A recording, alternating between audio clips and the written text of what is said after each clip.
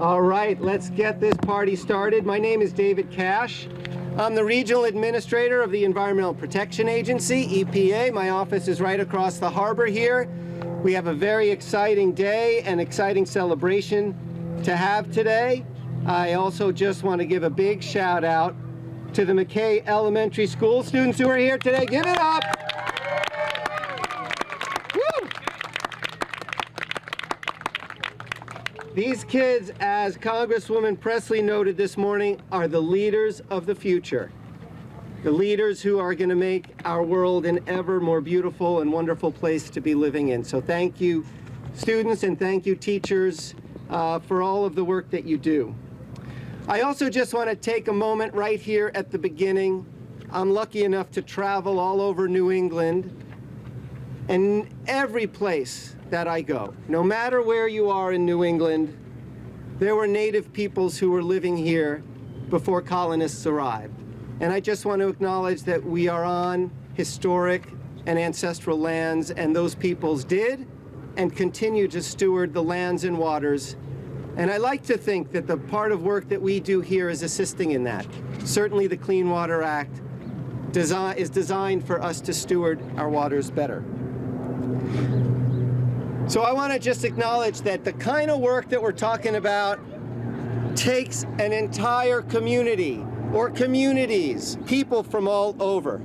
I want to give a big shout out to the variety of elected officials here. There's some local state reps, Lydia Edwards and Representative Madario are here. I haven't seen them. Raise your hand, please. I thought.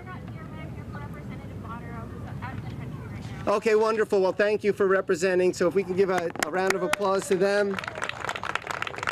We have state government here. You'll hear from folks. So the Massachusetts Executive Office of Energy and Environmental Affairs, Department of Environmental Protection.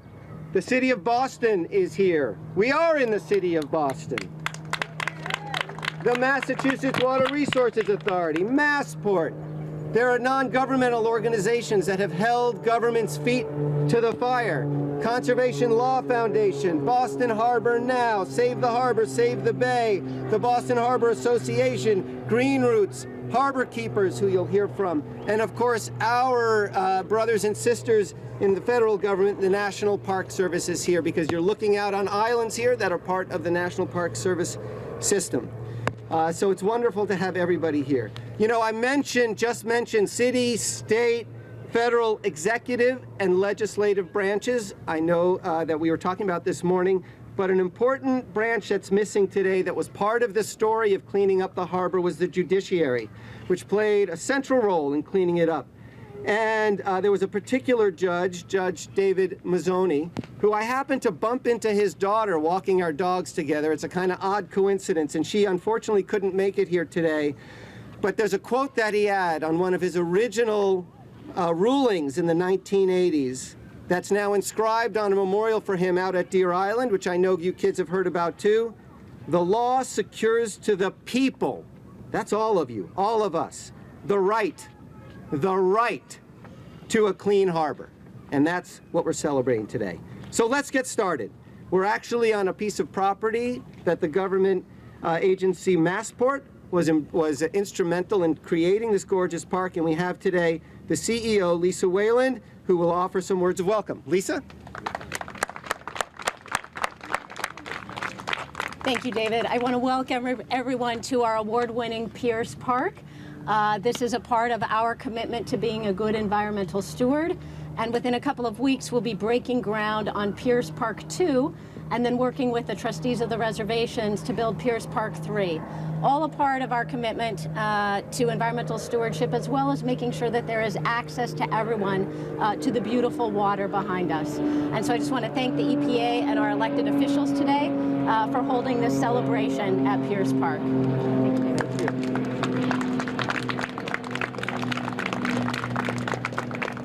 Next, I would like to introduce a colleague of mine, and if you're in the Environmental Protection Agency, she needs little introduction. And I've heard that she has the title of Assistant Administrator for Water, though I also know she's called the Queen of Water. Radhika Fox was appointed by President Biden to this position in 2021, and prior to that, she served as the Federal Policy Director at PolicyLink before joining the U.S. Water Alliance. She is incredibly innovative, creative, and hard-driving when it comes to protecting our basic rights of clean water. Please join me in welcoming Radhika Fox. Good morning, everybody. How are you? Good. So I just want to, first of all, thank David Cash for his warm welcome to Region 1. You know, President Biden and the entire EPA are so fortunate to have David as the regional administrator here in Region 1. So thank you, David, for your incredible leadership. And Mayor, thank you for welcoming me to your beautiful, beautiful city. Senator, it is always wonderful to see you, and Congresswoman Pressley and the entire wonderful set of leaders that we have here today. It's so wonderful to join you. But really, I am so excited to join this group of fifth graders. Had some opportunity to visit with them earlier this morning, and as they know, my son Krishna is also in the fifth grade. And so one thing that I want to say to all of the students that are here, you know, when President Biden took office, he said that he wanted to build an administration that looked like the nation. And he wanted a diverse administration. He wanted it people from all over the country, all walks of life, all ethnicities, all genders. And so I stand before you students as the first woman of color to ever run the Office of Water at EPA. And let me say that after spending time with all of you this morning, I can't wait to work for one of you someday, because you all, as David said, are just incredible, incredible leaders, and just look forward to seeing you join the environmental movement. So I want to, I remember I was seeing Senator Markey when I don't know if you remember this, but one of the things that I love to ask people when I first meet them is, what's your favorite body of water? And so when Senator Markey was interviewing me as I went through my confirmation hearing, you said Boston Harbor. And so it's really wonderful to be here. And, you know, what an incredibly beautiful, beautiful place that we are in right now. Isn't it absolutely stunning? But if you think back just 50 years ago, which really wasn't that long ago, I'll be celebrating my 50th birthday next year, actually. So, you know, 50 years ago, the Boston Harbor was essentially a trash can.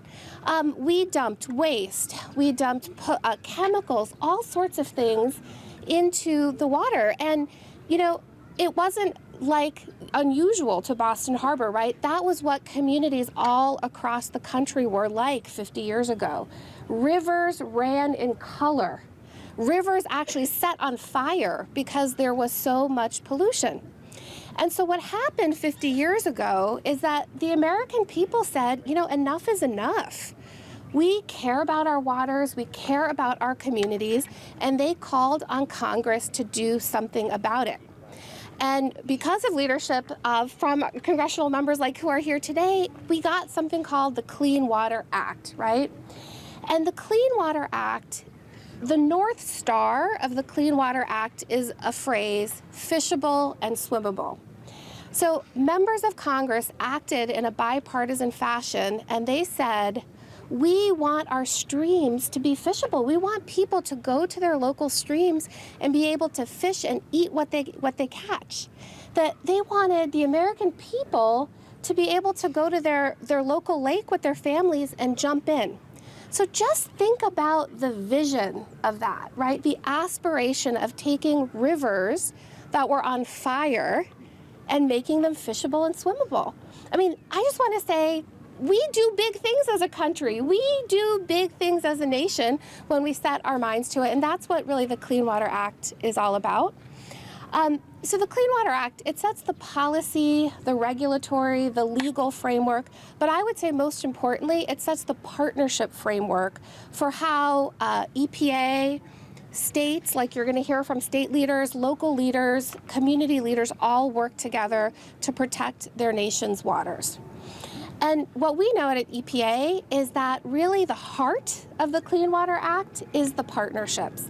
And you're going to hear about some of the incredible partnerships that have come together to really clean up the Boston Harbor, to have it be the treasured community resource that it is now. And while we have, these clean water success stories all around the country, from the Boston Harbor to on Wednesday, I was in Kansas City at the confluence of the Missouri and Kansas River, the Puget Sound, the Chesapeake Bay, all of these success stories, we still have so much more work to do. Because what we know is in this country today, there are still too many people who don't have clean, safe water. They can't swim in their local beach. That is not anything that we should have in this country.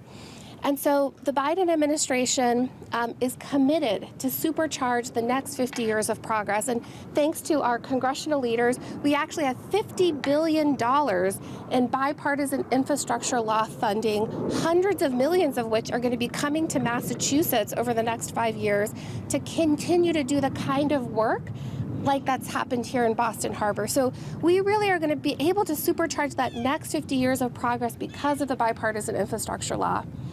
And I would also say that at EPA, we are deeply committed, this EPA is deeply committed to strengthening the regulatory foundation of the Clean Water Act, which Congress so wisely asked the EPA to implement. So, for example, we are working hard on a definition of waters of the United States, and we'll be finalizing that rule by the end of this year.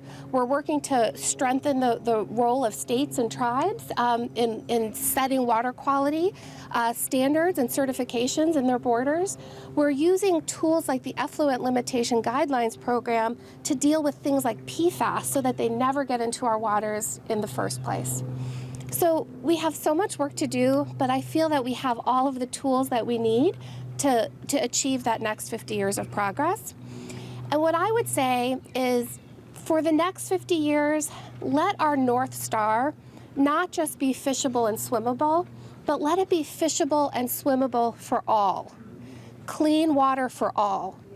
So that regardless of your zip code, the color of your skin, how much money you have in your pocket, that you will have clean water for all. That is our focus at EPA for the next 50 years.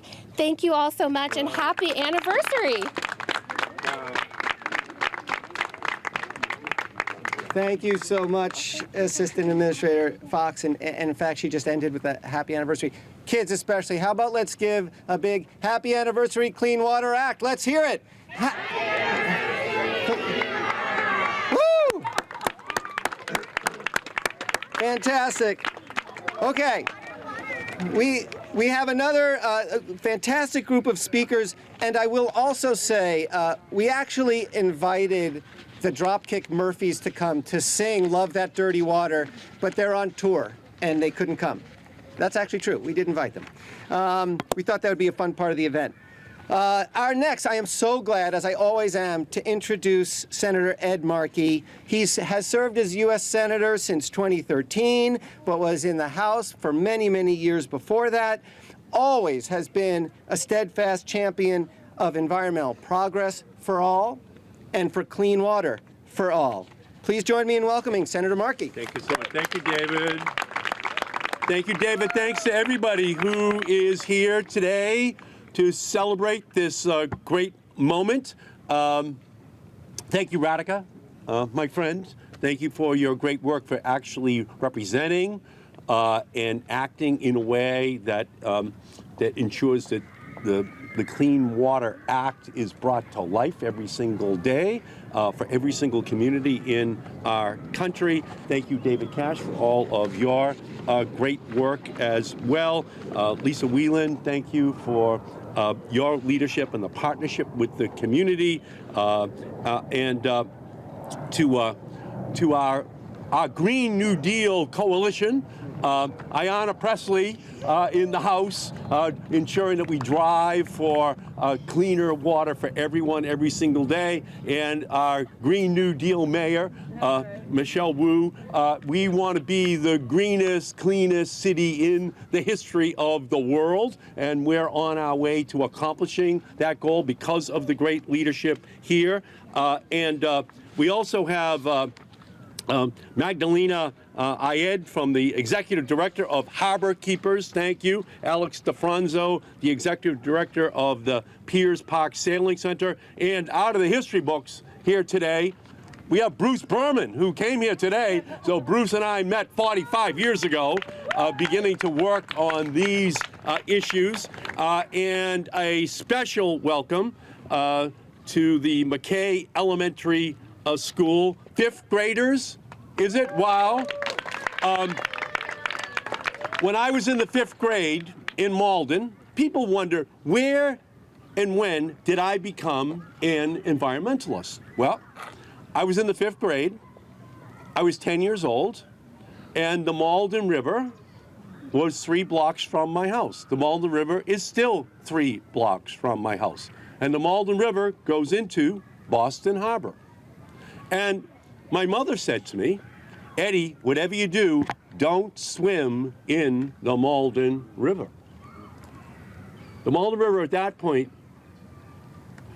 was black with a pre-Jimi Hendrix purple haze over it.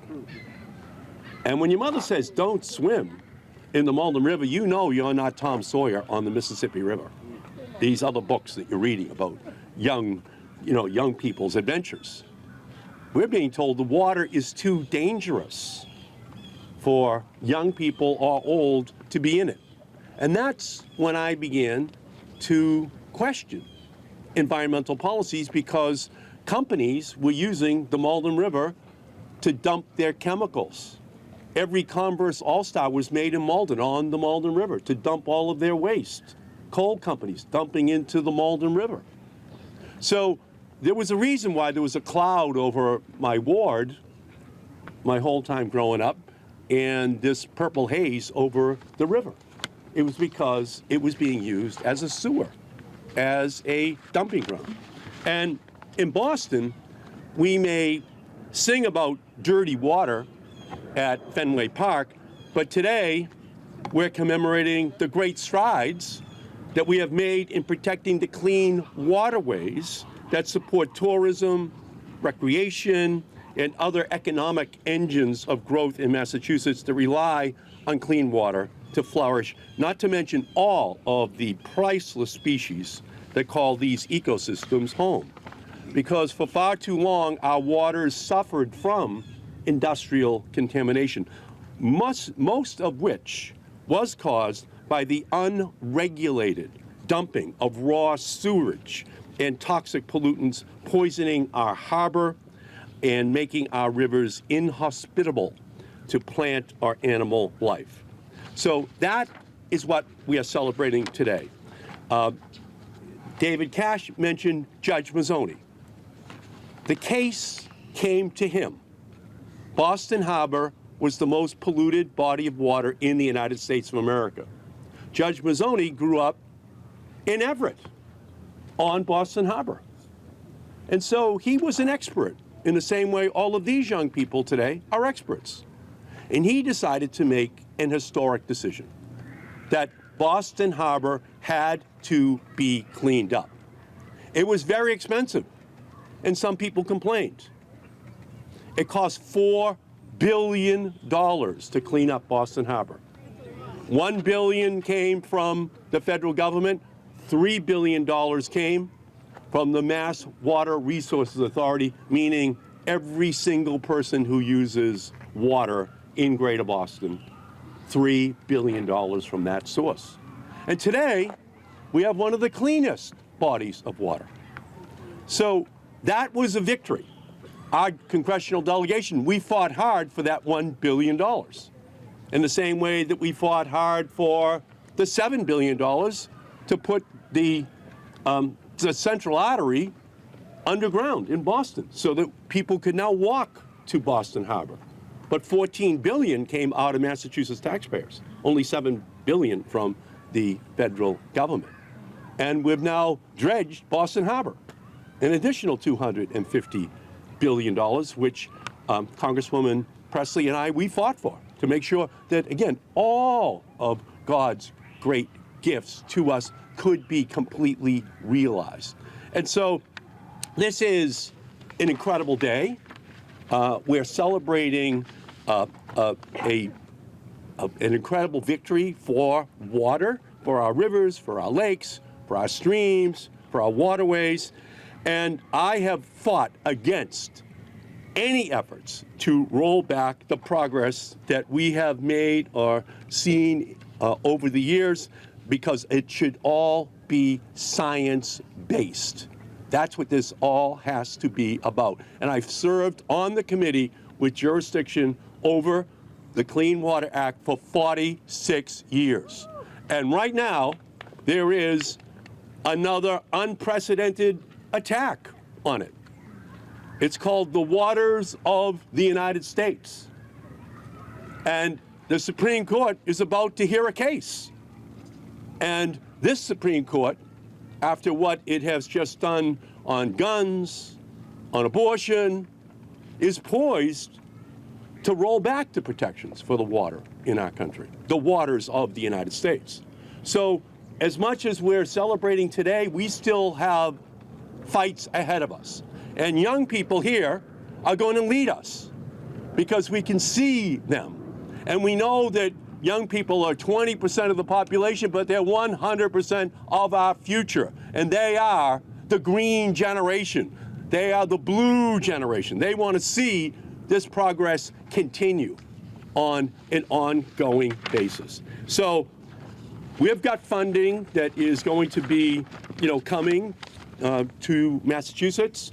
Radhika has mentioned that. We're going to continue to improve our landscape and our waterscape with hundreds of millions of dollars, which will be coming to the state of Massachusetts, to the city of Boston, in order to continue on this historic mission. And failure is not an option. And we're going to do it in partnership and being led by the 5th grade at McKay, because you are the leaders. You are who inspire us. You are going to lead this fight for us. Thank you all so much for everything that you have done to get us to this day.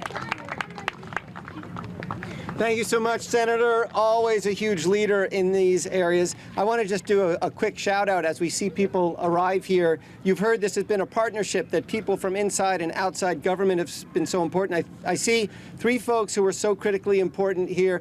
Fred Lasky, the head of the Massachusetts Water Resources Authority. Doug Foy, who had been at the Conservation Law Foundation and sued all kinds of people to make sure this got cleaned up.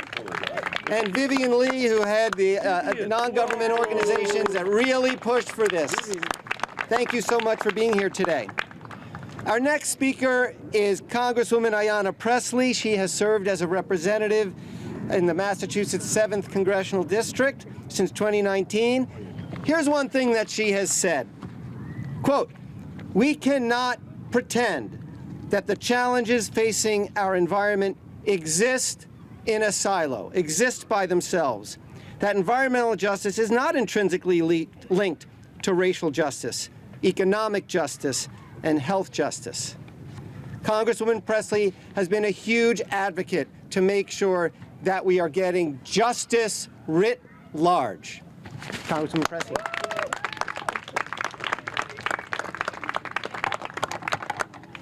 Thank you, Administrator Cash. It is so good to be back in the Massachusetts 7th and in community with you. I thank you for your commitment to justice, and we are so fortunate to have you as our administrator.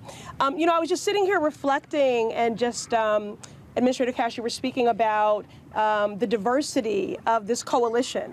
And I think it's important to highlight this. I was sharing with Heather from EC Farms as we were walking up, that although I know what it is living in a marginalized community to be disproportionately impacted by environmental injustices that did not just happen, but were the result of really decades of policy violence, You know, a lack of budgets truly being a reflection of our values and practicing those values which we espouse when it comes to justice for all. And that includes access to our water and that it be clean. I'll date myself. When I was your age, we used to sing a song called "This Land is Your Land, This Land is My Land." Well, that's true for the water too. And we want you to feel that sense of agency and belonging and access to. We keep talking about you being the future. Well, we have to make sure that you have one. And that means that we have to be responsible stewards of this land. But you are not our future leaders. You are already leaders. Each of you are already environmentalists. But what I wanted to say is, as I was walking up here with Heather from EC Farms, and I was just saying, for a very long time, although I lived in a community disproportionately impacted by environmental injustices, the green movement did not seem inclusive of Black and brown people who were the most adversely impacted by those injustices. And because of people like Mariama White Hammond, who I know our mayor will reference in a moment. Mari, I'm speaking about you, Chief. But because of Mariama White Hammond, because of our queen of water here in Radka Fox, you know, and because of many of the indigenous leaders that I've worked with, in fact, who are water protectors, and because of the children of the McKay School, and because of EC Farms, and because of the Piers Park sailing program, now this movement is truly inclusive and intersectional.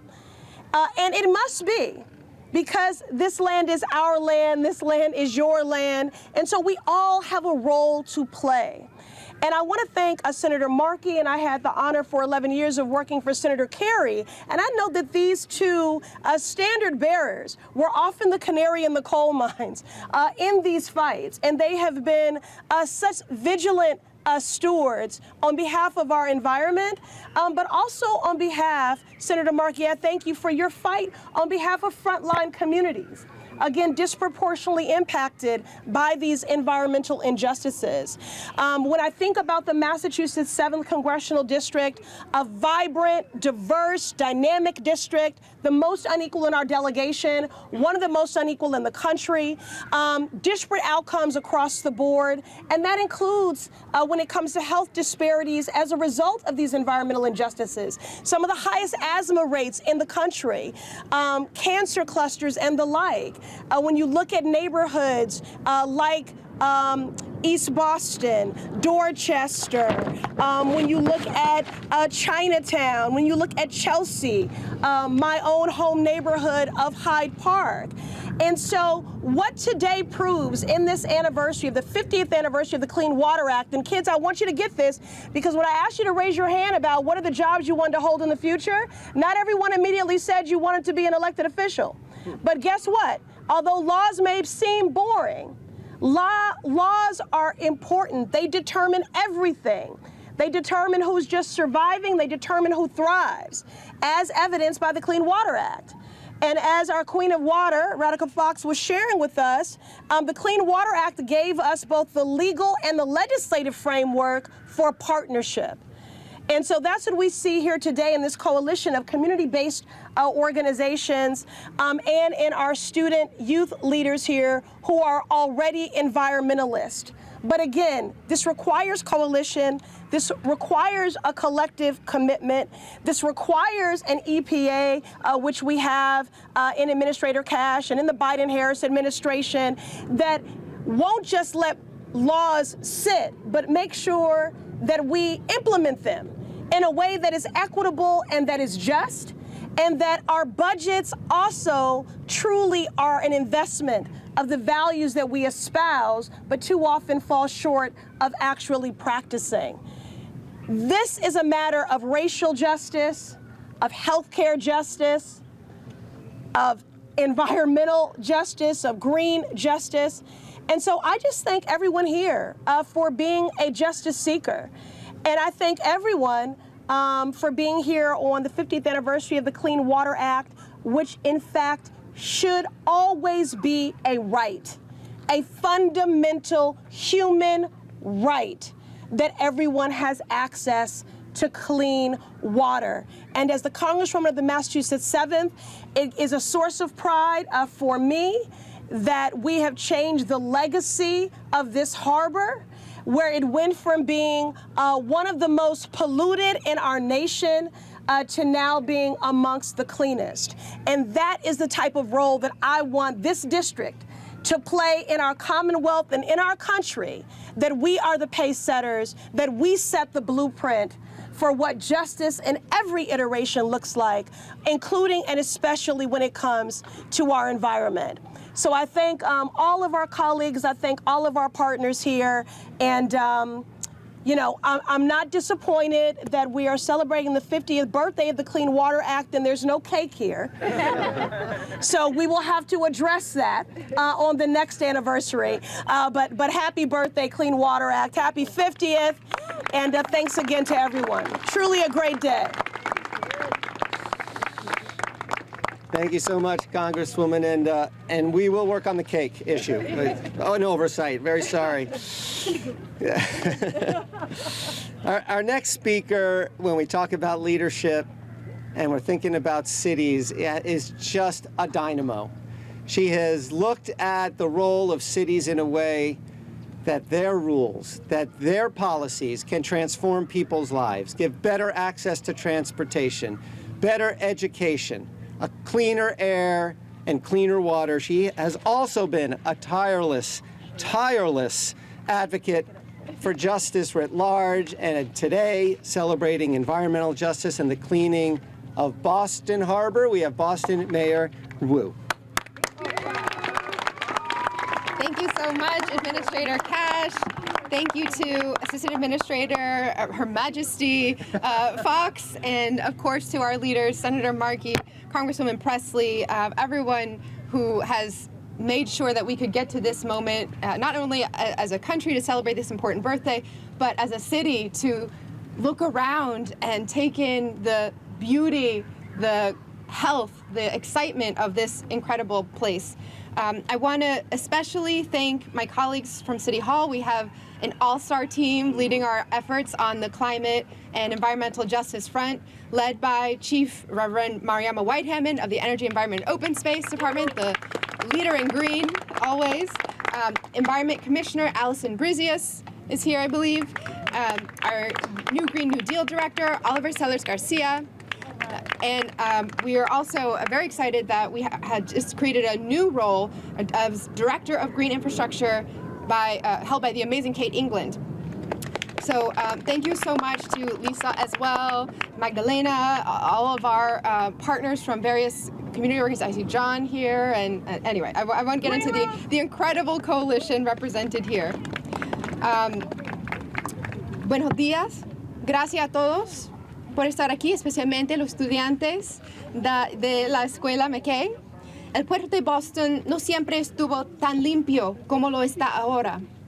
Apenas 2 años antes de que se aprobara la ley de aguas limpias, un informe dijo que su limpieza requeriría el compromiso total de todos los niveles de gobierno. Hoy estamos celebrando ese compromiso. Gracias al trabajo de innumerables activistas ambientales, organizadores laborales, miembros de la comunidad, empresas y líderes de todos los niveles de gobierno, la Agencia de Protección Ambiental fue capaz de lanzar programas de control de la contaminación, establecer normas para las aguas residuales de la industria y prohibir los vertidos sin permiso.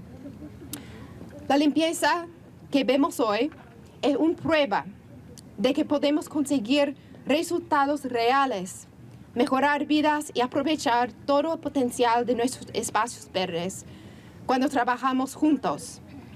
Tenemos que luchar para asegurar que el día de hoy no sea solo una celebración de lo que fuimos capaces de lograr cuando nos reunimos hace tantos años, sino una oportunidad para reafirmar nuestro compromiso de unirnos y hacer aún más para crear un mundo más limpio, más sano y más bello para todos en los próximos años. I'm incredibly excited to be here with our students from the McKay and all of the organizations who have been fighting to make sure we got to this moment. I want to reflect a little bit on how far we have come right here. 50 years as a country is a lot to take in, but right here in Boston Harbor, the water was so polluted and full of chemicals and debris that, as you heard Senator Markey describe the rivers connected to it, parents all over, families' #1 rule was please stay away. And just 2 years before the Clean Water Act passed, the New England River Basins Commission released a report that said, the harbor's degraded water quality is a deterrent to realizing its full potential, and that it would take, quote, total commitment from all levels of government, industry, civic action groups, and concerned citizens to achieve clean water. It seemed almost impossible. Today we're here to celebrate the 50th anniversary of that total commitment and what has been possible in these decades since, thanks to the work of countless environmental activists, organizers, labor, community members, businesses, and leaders at every level. The EPA led the way implementing pollution control programs, set industry wastewater standards, and outlawed dumping without a permit. And in the first 3 decades after the Clean Water Act was passed, the number of rivers safe for fishing in the United States increased by more than 10%. An analysis of more than 200,000 sites across the country showed across-the-board improvements in water quality. This is proof that we're able to get real results, improve lives, and realize the full potential of our green spaces when we work together. But in addition to eating cake, I want to make sure that on this day, we're not just celebrating what has been possible in the past as our history, but reaffirming our commitment to what lies ahead. There's still a lot that we need to take on. Earlier this week, the Supreme Court heard oral arguments in a case challenging the Clean Water Act's ability to prevent harmful development on federally protected wetlands. And in a nation where we lose 1.5 million acres of natural land to development each year, a ruling against the Clean Water Act would pave the way for a devastating acceleration of these losses. We know that communities of color already, who tend to have less access to fresh air and clean water, are the residents who stand to lose the most. So we stand here today united and ready to fight for the next 50 years and beyond. I want to thank Congresswoman Pressley for her leadership in securing funds to advance environmental and racial justice and transit justice through investments in our important corridors in Roxbury, Blue Hill Ave, and Senator Markey for championing investments in a climate-resilient Moakley Park in South Boston, which we're also so excited to move forward as an important part of our community well-being and placemaking, but also as critical safety and environmental infrastructure. Right before I came here, I was spending some time in another East Boston school. I was with the 4th graders at the Adams School, and we were, I love you all both. I love you both, the Adams and the McKay. We read a book together as we're moving into the weekend and leading up to Indigenous Peoples Day. We read a book called We Are Water Protectors. And as we think about what this weekend means and the hundreds of generations of Indigenous peoples who have stewarded the land and waters before us, it's a call to action that we all need to continue standing up to be stewards, to be protectors of the water, of our earth, and of our future. And so I want to thank these young people who are leading the way already, and thank everyone for being here. Thank you so much, Mayor. It's no surprise that when she arrived here, she was swarmed by students asking for her autograph. She's a rock star. Yes, she is. Our next speaker is a person who has devoted his career to protecting your water, to protecting your air. Commissioner Marty Suberg of the Massachusetts Department of Environmental Protection, a colleague who I've worked with in the past, has also been a stalwart advocate and champion of clean air and clean water. Marty Suberg. Thank you very much. I'm first I want to acknowledge McKay Elementary. I watched you participate in your lesson with David Cash and the others, and now I'm watching you here. You're paying attention, you're taking notes. I feel very good about the future of environmental protection. I want to thank you for your attention. Another round of applause. I really want to join in this celebration and thank you, David Cash, for your leadership here at EPA. Thank you, Senator and Congresswoman Radhika Fox. I won't refer to your unofficial title, but Assistant Administrator Mayor Wu. You know, really the opportunities here to celebrate the Clean Water Act, because it was 50 years ago that we stopped turning our backs on the water. And we recognized that this was an asset. It was important for public health. It was important for our environment. It's important to our quality of life. And in that time, we've seen major achievements. We can talk about Boston Harbor, and that is something to be celebrated. But as we go across the state, the Housatonic River, the Connecticut River, the Blackstone, the Charles, the Nashua River, the Neponset, all are examples of rivers that have seen the benefits of this program through improved technology, through investment, through planning with communities, and we have more work to do, but each of these rivers demonstrates significant milestones. And I just want to note that Radhika Fox said two things that really resonated with me. Number one, partnerships. Because we not only get the technical benefits of the Clean Water Act, the pipes, the improved technology, but we get the planning and the visioning that involves all of the communities. And it creates an incredible ethic that we all work together on. And then secondly, the notion that we have to work together to make sure all communities are benefiting. And Administrator Fox, I'm committed on the part of DEP to making sure that we are working with you at EPA to make sure that all communities are getting the benefit of these programs. Over the past 8 years, working with my colleague Gary Moran from the Executive Office of Energy and Environmental Affairs, our Secretary Beth Card, the Governor, the Lieutenant Governor, we've spent $2 billion on clean water projects that benefit Boston and benefit communities across the state, another $1 billion on drinking water projects. And I want to really thank you very much, Senator and Congresswoman and the Biden administration for the incredible funding that we've been provided under the Infrastructure Act and ARPA. We will get in Massachusetts another $1.1 billion over the next 5 years, a real generational opportunity. And we look forward to working with communities, with our partners at the Clean Water Trust, who have been invaluable in terms of distributing this funding to the communities, through great leaders like Fred Lasky at the MWRA, and a shout out to somebody who has been the silent leader of water policy in EPA Region 1 for decades, and he's walking up right now, so he can't even hear that I'm embarrassing him. Mr. Ken Morath, who's done a terrific job leading the clean water efforts for EPA Region 1. So we commit our partnership, we commit our ongoing work, and to all of you at city government, the MWRA, the advocacy organization, state government, congratulations, and here's to the next 50 years.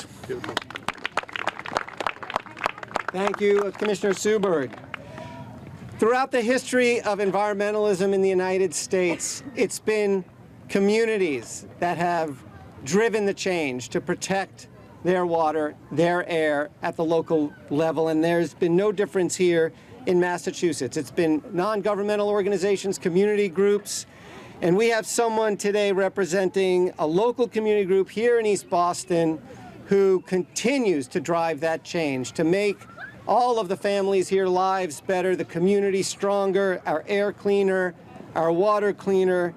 Please join me in welcoming Magdalena La Battaglia, the Executive Director of Harbor Keepers. Thank you very much. Good morning, buenos dias.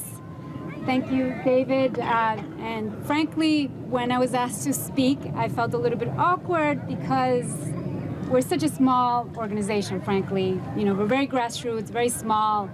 But then I was like, well, wait a second. We did clean up 7,000 pounds of trash along the shoreline. We are convening hundreds and thousands of residents to do waterfront advocacy. And I was like, okay, I'm okay with that. And now when I see my colleagues, the diversity of these amazing people and leaders representing such diversity as a Latina small organization run, Latina run, I feel really comfortable. So thank you for inviting me. There was so much valuable messaging with everything that was just said, so I don't want to belabor it. But one thing that I would like to say is, and as our name implies, the harbor keepers, that was very strategic. Keepers means the eyes and ears on the ground of the water, of the harbor, of the creek, of our waterways. If we do not have people like some of the amazing folks here from local organizations, the children, then the policy is just a policy, and it'll sit on a shelf. If it's not for the hard work of the local advocates on the ground, and I don't want to talk about what we do, but really so many organizations doing so much work, connecting people with the water. It really is very simple. It's about connecting those in a community to the water in a way that feels comfortable, in a way where they feel like that access is for them as well, where they can benefit from all of the resources in and around our waterfront. And that's the kind of approach that we have, is very simple, is really appreciating this incredible resource that if it wasn't for the Clean Water Act, we couldn't do our work. The Clean Water Act is instrumental, and we are the living, breathing conduit of this act. By bringing people to the water, making sure that they feel comfortable, that they're able to, be empowered to foster the coastal stewardship. We are an island. I say this in every time I speak. I say we're an island. We're islanders. But oftentimes and throughout the years, even though we had the Clean Water Act, many people, from different backgrounds just didn't feel comfortable. They didn't feel like it was their place and it was blocked off. We are now at a critical time. The 50-year anniversary of the Clean Water Act is critical, but we need to look forward to creating, more equitable access. We need to address the microplastics issue. I know nobody mentioned that in this panel, but I do want to put it out there because we're working with NOAA and OAA on the Gulf of Maine Marine Debris Action Plan to do some microplastics awareness in the community. It's not something that's typically, talked about in local communities, but we need to talk about it and figure out how do we resolve this. I mean, we've done programming in the schools with the children with microplastics. But, the local people are the heart of this policy. And I can't reiterate enough how fortunate I feel to be an advocate, how welcome I feel by my partners at the city, state, and federal agencies, and that we do have a lot of work ahead of us. I'm glad that there's some money coming down the pike because we need it. But again, the local folks on the ground are the heart and soul of this act. So thank you to everyone. And I'm just going to say a little bit in Spanish, just in case somebody speaks Spanish and not English. Buenos días, yo soy Magdalena. Muchas gracias por tenerme acá y representando una organización muy de base, sin fines de lucro. Nosotros mismos somos los ojos y las voces de esta póliza, de esta ley que protege el medio ambiente y protege el mar para nosotros, para todos, no solamente ciertas personas, pero la costa, la zona costanera, tiene muchísimo valor y son la gente y los líderes locales como Elsa Flores, que está ahí, Elsa works with me in Harbor Keepers, que son las personas realmente que ayudan a darle vida a esta acta, a esta póliza, a esta ley. Así que estamos muy agradecidos, tenemos mucho trabajo que hacer en el camino, en el futuro, pero estamos muy agradecidos que gracias a esta ley, the Clean Water Act, podemos hacer nuestro trabajo a nivel local. Muchas gracias. Thank you so much, Magdalena, and thank you so much, as you said, feet on the ground. Thank you to Green Roots for being here as well. Just fantastic. These groups work so hard. We have fun. One final treat for you.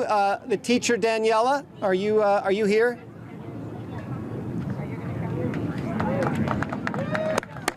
So you've heard a number of speakers here, but we have one final message before we close out today. Come on. All right.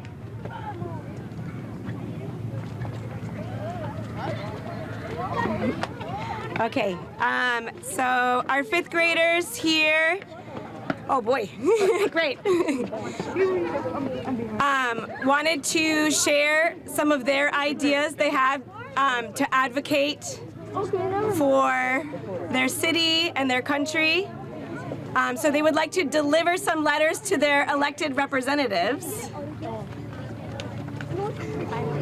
So we have, let's see, I think. Senators over there? Great, so Natalie's going to deliver the letters to Senator Markey, and then we have Naidelin is going to deliver her letters to the mayor. Thank you so much. This is it. Beautiful. Thank you, guys. So there's a bunch of letters. Thank you all so much. Here you go. Thank you. Okay. There it is. What a beautiful way to close this out. Thank you so much. Let's give a big round of applause to the teachers and the students who came here today. Thank you very much, everybody.